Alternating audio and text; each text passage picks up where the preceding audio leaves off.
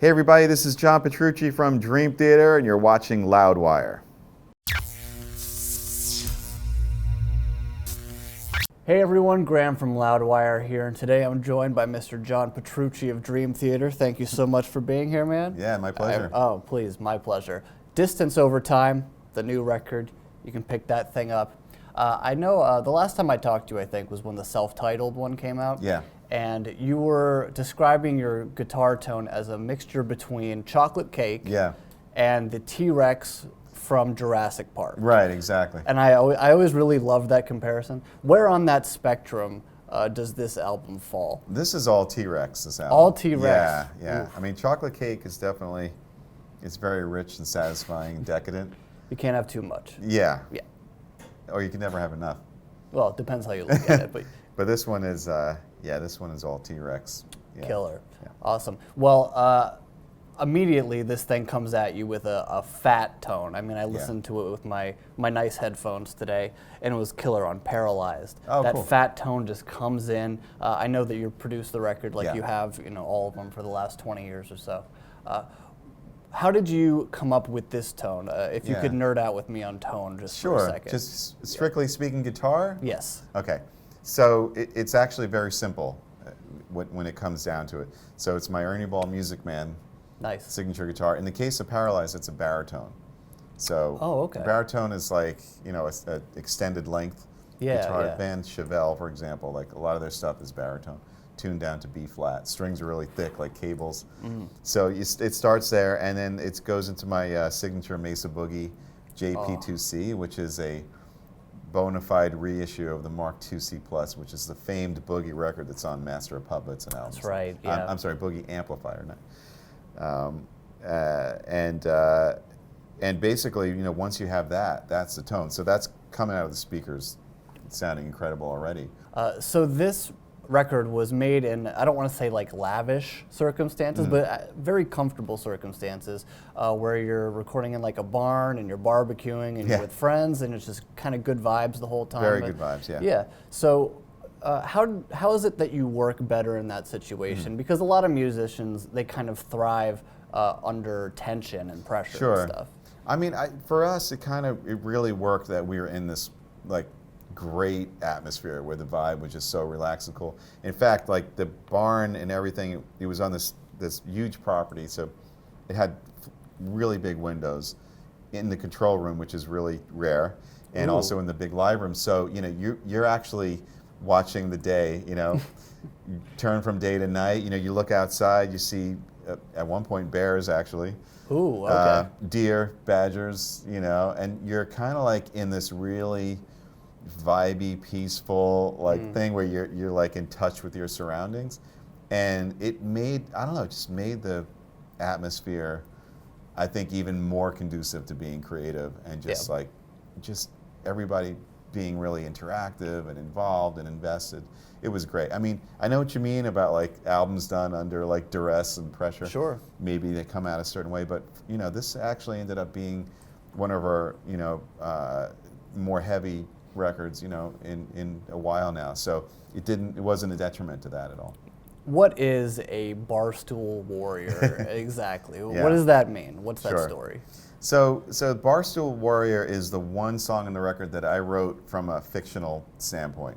So I like storytelling. Of course. Some of my favorite, albums and artists, are masters at that. So I'm a big fan of Peter Gabriel and the stuff that he did with Genesis, obviously, and his solo stuff. But when we wrote that song, it kind of like sounds very much like Rush, Genesis. It's like old school kind of prog. Yeah. And I immediately had this weird thought of like a townie guy in a, little bar at a marina that was like lamenting about his life going nowhere and trying to get out of it. And coupled with another story, parallel story of a woman who's in an abusive relationship, and she's like, why do I stay in this? Yeah. And sort of the song, in a very short period of time, goes through their kind of taking control of their lives and realizing they can decide what their destiny is going to be and get out of those situations. So that's the headspace it comes from. Cool. You ever think about writing a book? Like a work of fiction, rather? Yeah, well, with The Astonishing, the record before this, that was the closest. I wrote a full story that we based that record on, and then a novel was created off of that story by Peter Aurelian, the author, Aurelian. To sit down at some point and write a full novel, that would be an adventure. So I think one thing that will surprise people on this record is that Owen Wilson has a cameo. He does? He has a cameo on the song. Are you sure about that? S2N. About 4 minutes in. Yeah. Is it Owen Wilson? You hear wow. If he was there, I was unaware. I think it's a sample. But I think it's Owen Wilson, like from a movie or something. Could be wrong. S2N, like 4 minutes in. Sure. A voice comes in and goes, wow. Right. What is that? I don't know what that was. I don't know how that happened. Really? Maybe he visited the studio or something? I'm not crazy, right? I heard the wow. You heard the wow? Yeah. There's a wow 4 minutes into that song. It's a mystery. It's a mystery. It's a mystery. Yeah, I'm not sure what's going on there. Okay, do we... They're looking at me like I'm nuts. Okay. You're not nuts. I'm playing with you. Okay, thank you. Yes. Is that Owen Wilson? I can't say. I'm not at liberty to It's a say. secret. Okay. It's Owen Wilson. Somebody was impressed with what we were doing at that point. I guess they were scratching their heads. They're saying wow. Yeah, either that or they hated it and they were like, wow, that's... Really, guys? That's all you got? Pale Blue Dot. Yeah. I mean, if you're not inspired by a guy like Carl Sagan, then you don't deserve to own a brain. What is it about him that influenced you in this record? Sure. Well, growing up, like my dad was a big fan of Carl Sagan. We'd watch Cosmos together. Oh, yeah. The old show. It was a weird convergence of like things that happened leading up to that subject matter.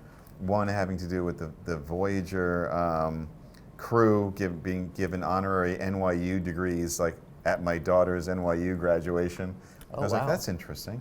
And then I was watching a documentary on like the Voyager missions with my other daughter, and it just like it kind of like was in my head. And then we wrote that song, and it took this really sort of interstellar, like Star Wars path. And then I was like, I know exactly what to write about. But that whole, the speech that Carl Sagan gave about the Earth, being a pale blue dot from the Voyager photograph taken from the edge of the solar system looking back. This is real nerd stuff. No, it's when they turned it around to look, photograph the planet. And it came, and he was, they could barely even see what it was. And his reflection was like, we should all really be a lot nicer to each other because we're just this little dot floating around in the universe. We don't know if anybody's out there. Who's going to save us from ourselves? Yeah. And I thought it was a real poignant thing and very proggy.